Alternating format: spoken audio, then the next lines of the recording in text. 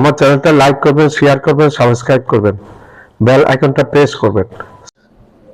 আসসালামু আলাইকুম দর্শক, ডক্টর মোহাম্মদ ইউনূস সরকার একটা জিনিস করে যেতে চাচ্ছেন। ওনারা থাকবেন না বেশি দিন। উনি অলরেডি ইতিমধ্যে ওনার উপদেষ্টা মণ্ডলীকে বলেছেন যে নভেম্বরের মধ্যে গুটিয়ে নিতে সব কিছু। উনি সম্ভবত জাতিসংঘের মহাসচিবের পদের জন্য নির্বাচিত হচ্ছেন এবং জিতারও সম্ভাবনা প্রকট, যার কারণে এটাও হতে পারে আর বাংলাদেশের এই নোংরা রাজনীতিতে উনি বেশি দিন থাকতে হয়তো ইচ্ছুক না। আর এই জন্য ফেব্রুয়ারিতে ইলেকশন দিয়ে উনি চলে যাওয়ার চিন্তায় আছেন। এখন উনি যাওয়ার আগে একটা জিনিস করে দিতে চাচ্ছেন, যেটা 1973 সালে নষ্ট করে দিয়েছিল সাবেক স্বৈরশাসক শেখ মুজিবুর রহমান। সেটা ছিল প্রধানমন্ত্রী এবং প্রেসিডেন্টের মধ্যে, পার্লামেন্টারি সিস্টেমে প্রেসিডেন্ট এবং প্রধানমন্ত্রীর মধ্যে একটা ক্ষমতার ভারসাম্য, যেটা আমেরিকাতে আছে। আমেরিকাতে ক্ষমতার ভারসাম্য 3 জায়গায় কেন্দ্রীভূত। একটু খেয়াল করে শুনবেন। একটা হচ্ছে প্রেসিডেন্ট, ক্ষমতার ভারসাম্যের একদিকে আছে, আরেক দিকে হচ্ছে সিনেট অর্থাৎ পার্লামেন্ট, আরেক দিকে হচ্ছে তাদের স্বাধীন বিচার ব্যবস্থা, সুপ্রিম কোর্ট। এই তিনটার মধ্যে কোনো বিষয়ে তিনোটা অ্যাগ্রি হতে হবে, তাইলে কোনো বিষয় পাস হবে। আর নাইলে প্রেসিডেন্টে পাস করলো, পার্লামেন্টে পাস করলো, কোর্টে যদি ভেটো দিয়ে বসে তাইলে সেটাও হবে না।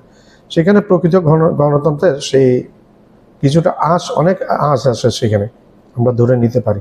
প্রেসিডেন্ট চাইলে অনেক কিছু করতে পারেন না, ইচ্ছা থাকলেও করা যায় না। ব্রিটেনের মধ্যেও একটা ক্ষমতার ভারসাম্য আছে সেখানে, পার্লামেন্টে এবং প্রধানমন্ত্রীর মধ্যে। যদিও প্রেসিডেন্টের জায়গায় সেখানে রানী এলিজাবেথ ছিলেন আগে, এখন প্রিন্স চার্লস হচ্ছেন রাজা। তো আমাদের প্রেসিডেন্টের জায়গায় ওনাদের প্রিন্স চার্লস আছে রাজা। তো যেটা বলছিলাম, ক্ষমতার ভারসাম্য অবশ্যই দরকার আছে বাংলাদেশের মানুষের। তাইলে আর ভবিষ্যতে এই শেখ হাসিনার মতো একটা দুষ্ট মহিলা অথবা দুষ্ট কোনো পুরুষের, স্বৈরাচারী ফ্যাসিবাদী পুরুষের অথবা মহিলার শেখ হাসিনার মতো জন্ম হবে না বাংলাদেশে। একটা চেক অ্যান্ড ব্যালেন্স এবং জবাবদিহিতা থাকবে। সেটা বাংলা মানুষের অন্তরের কথাও, সেই ক্ষমতার ভারসাম্য থাকাটা জরুরি বলে আমি মনে করি। আর বাংলাদেশ আজকে 54 বছর স্বাধীন হয়েছে, কিন্তু বাংলাদেশের মানুষকে প্রত্যেকটা সরকার গণতন্ত্রের নামে চুষে এবং চিবিয়ে রস পান করেছে বাংলার মানুষের। সেটা আর আমরা হতে দিতে চাই না। 2024 সালে 5ই আগস্ট এই স্বৈরাচারীকে দিল্লি পাঠিয়ে দিয়েছে ছাত্রদের রেভলিউশনে, ছাত্রদের বিপ্লবের মাধ্যমে পালিয়ে দিল্লি চলে গেছে। যেই স্বৈরাচারী বলতো শেখ হাসিনা পালায় না, শেখ হাসিনা বাংলাদেশ ছেড়ে পালায় না, আওয়ামী লীগ পালায় না, শেখ হাসিনাকে ফেলে দেওয়া সম্ভব না, এই না সই না, অসম্ভব হটকারী কথাবার্তা বলতেন এবং লাজ লজ্জাহীন হিসাবে কথাবার্তা বলতেন, যেগুলা মানুষের কানের মধ্যে লাগতো। মানুষ এগুলোকে পছন্দ করেননি, যার কারণে তার জনপ্রিয়তা বিগত 15 বছরে ছিলই না মোটেই। সেই জন্য দিনে ভোট রাতে করেছে, দিনে ভোট রাতে করেছে, তারপর ভোট ডাকাতি করেছে বাক্স ভরে আগের দিন, তারপর ডামি ইলেকশন করেছে। এগুলি সব তার জনপ্রিয়তার হীন হওয়ার কারণে, জনপ্রিয়তা ছিল না, যার কারণে ভারতের রয়ের ইন্ধনে ভারত সরকারের কনস্পিরেসির চক্রান্তে শেখ হাসিনাকে বসিয়ে যেন এটাকে অঙ্গরাজ্য বানিয়ে নেওয়া যায়, সেই হিসেবে বানিয়ে নিয়েছিল 15 বছর। আমাদের দেশটাকে পুরো শেষ করে দিয়েছে ভারত। শেখ হাসিনা ইজারা দিয়ে এখনও অনেক জায়গা আছে এগ্রিমেন্ট করে রেখেছে, যেমন আমাদের এই মিরেশইতে যে ইকোনমিক জোন আছে সেখানে বিশাল একটা অংশ দিয়ে রেখেছে ভারতে। সেটা আমরা অচিরে সেই চুক্তিটা বাংলাদেশ সরকারকে বলবো, আদানিকে দিয়েছে, সেটা চুক্তিটা যেন ক্যান্সেল করে বসে, নাইলে বাংলাদেশের জন্য বিপদ হবে। এটা মধ্যপ্রাচ্যের মধ্যে ছোট একটা ইসরায়েলের মতো হবে ভবিষ্যতে। মাননীয় সভাপতি প্রফেসর ডক্টর মোহাম্মদ ইউনূস। গত 17 অক্টোবর নানা নাটকীয়তার পর স্বাক্ষর হয়েছে জুলাই সনদ। এই সনদে একটি গুরুত্বপূর্ণ বিষয় হলো প্রধানমন্ত্রী ও রাষ্ট্রপতির ক্ষমতায় ভারসাম্য আনা। এই লক্ষ্যে সংবিধানে সংশোধনী আনার কথাও বলা হয়েছে। স্টার এক্সপিরিয়েন্সে আজ আমরা বোঝার চেষ্টা করব প্রধানমন্ত্রী ও রাষ্ট্রপতির মধ্যে ক্ষমতার ভারসাম্যের বিষয়টা কি, কেন এই ভারসাম্য দরকার, কোন কোন ক্ষেত্রে রাষ্ট্রপতি ও প্রধানমন্ত্রীর ক্ষমতা বাড়ছে বা কমছে। বছরের পর বছর ধরে সমালোচকরা বলে আসছেন, প্রধানমন্ত্রীর হাতে অতিরিক্ত ক্ষমতা থাকায় দেশে স্বৈরতন্ত্রের ঝুঁকি তৈরি হয়েছে, আর রাষ্ট্রপতির পদটি কেবল আনুষ্ঠানিকতায় সীমাবদ্ধ হয়ে পড়েছে। বাস্তবে তার কোনো ক্ষমতাই নেই। বর্তমানে রাষ্ট্রপতিকে সকল কর্মকাণ্ডে প্রধানমন্ত্রীর পরামর্শ নিতে হয়, ব্যতিক্রম শুধু প্রধানমন্ত্রী ও প্রধান বিচারপতি নিয়োগের ক্ষেত্রে। কিন্তু বাংলাদেশের রাজনৈতিক বাস্তবতা হলো, রাষ্ট্রপতি হলো সরকার দলীয় সংসদ সদস্যদের পছন্দে এবং স্বাভাবিকভাবেই সেখানে প্রাধান্য পায় দলীয় ব্যক্তি। দলীয় একজন ব্যক্তি যখন রাষ্ট্রপতি পদে বসেন, তখন তিনি তার দলীয় সিদ্ধান্তের বাইরে গিয়ে কিছুই করেন না। এমনকি প্রধান বিচারপতি নিয়োগের ক্ষেত্রেও তিনি দলের সিদ্ধান্তের বাইরে যান বলে এখন পর্যন্ত নজির নেই। এই বাস্তবতাটাই বদলাতে চায় জুলাই সনদ। প্রধানমন্ত্রীর হাতে থাকা একচ্ছত্র ক্ষমতা সীমিত করে রাষ্ট্রপতির ভূমিকা আরো শক্তিশালী করে এটাকে ভারসাম্যে আনার প্রস্তাব রয়েছে জুলাই সনদে। এতে করে সরকারের কাজকর্ম ও সিদ্ধান্ত গ্রহণে একাধিক চেক অ্যান্ড ব্যালেন্স তৈরি হবে, যা স্বচ্ছতা ও দায়বদ্ধতা বাড়াবে। ক্ষমতার ভারসাম্য দেশের গণতন্ত্রকেও আরো মজবুত করবে এবং স্বৈরতন্ত্রের সম্ভাবনা কমাবে বলে মনে করা হচ্ছে। বাংলাদেশের স্বাধীনতার পর প্রথমে ছিল সংসদীয় শাসন ব্যবস্থা, কিন্তু 1975 সালের চতুর্থ সংশোধনীতে দেশ চলে যায় রাষ্ট্রপতি শাসিত ব্যবস্থায়।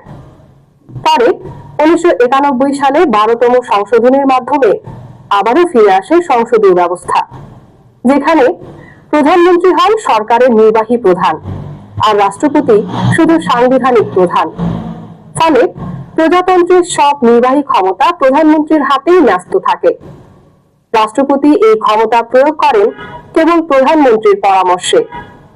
রাষ্ট্রপতির ভূমিকা প্রায় প্রতীকী বলা চলে। প্রধানমন্ত্রী নির্বাহী বিভাগ তো নিয়ন্ত্রণ করেনই, আইনসভারও প্রধান তিনি, সেই সঙ্গে থাকেন দলের প্রধান হিসেবেও। সব মিলিয়ে রাষ্ট্রীয় প্রায় সব প্রতিষ্ঠানের ওপরও থাকে তার প্রভাব। বিষয়টা অনেকটা এমন, তার হুকুম ছাড়া যেন নড়ে না রাষ্ট্রের কোনো গাছের একটি পাতাও। ফলে অনেক রাজনৈতিক বিশ্লেষক মনে করেন, বাংলাদেশের সংবিধানে প্রধানমন্ত্রীর হাতে এত ক্ষমতা কেন্দ্রীভূত হওয়ায় ক্ষমতার ভারসাম্যই নষ্ট হয়েছে। সংসদ, বিচার বিভাগ এবং অন্য সাংবিধানিক প্রতিষ্ঠানগুলো দুর্বল হয়ে পড়েছে। জাতীয় ঐক্যমত্য কমিশনের সহসভাপতি অধ্যাপক আলী রিয়াজ বলেন, ভবিষ্যতে যেন আর কোনো ফ্যাসিবাদী শাসন না গড়ে ওঠে, সেজন্য ক্ষমতার ভারসাম্য জরুরি। জুলাই সনদে প্রস্তাব করা হয়েছে, রাষ্ট্রপতিকে কিছু গুরুত্বপূর্ণ নিয়োগের স্বাধীন ক্ষমতা দেয়া হবে, যেমন জাতীয় মানবাধিকার কমিশন, তথ্য কমিশন, প্রেস কাউন্সিল, আইন কমিশন, জ্বালানি নিয়ন্ত্রণ কমিশন, এমনকি বাংলাদেশ ব্যাংকের গভর্নর নিয়োগও রাষ্ট্রপতির হাতে থাকবে।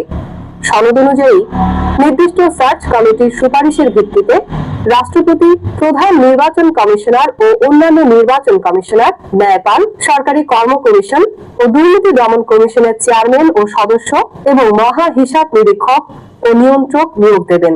এই প্রক্রিয়ায় প্রধানমন্ত্রীর কোনো ভূমিকা থাকবে না।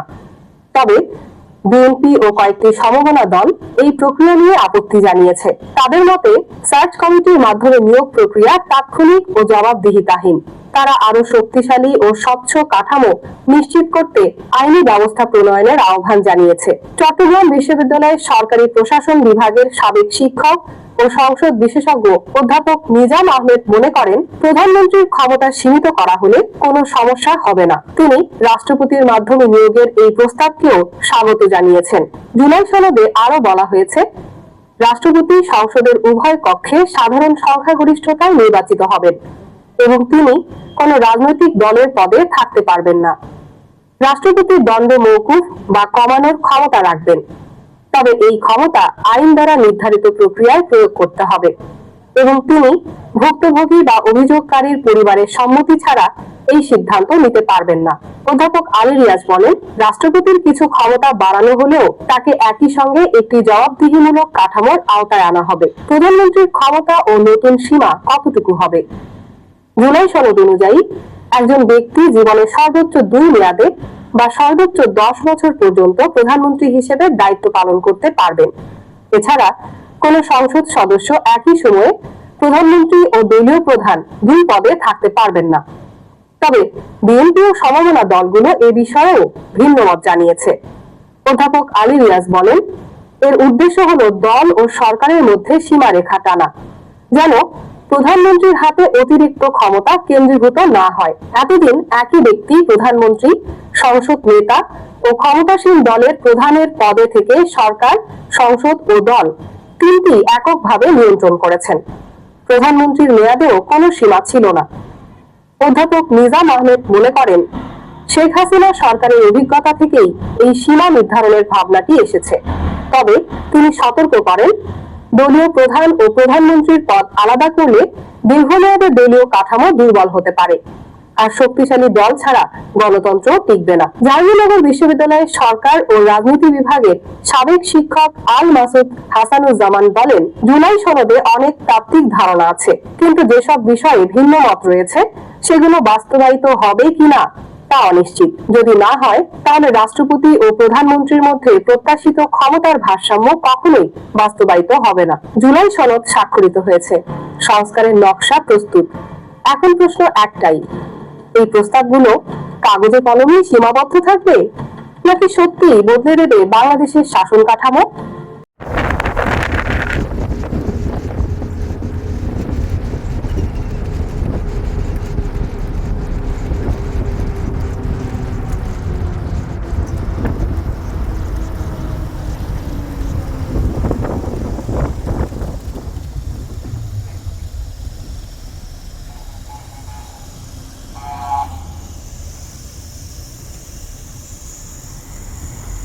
আসসালামু আলাইকুম। আমার ভিডিওটা আপনারা লাইক করবেন, শেয়ার করবেন, সাবস্ক্রাইব করবেন।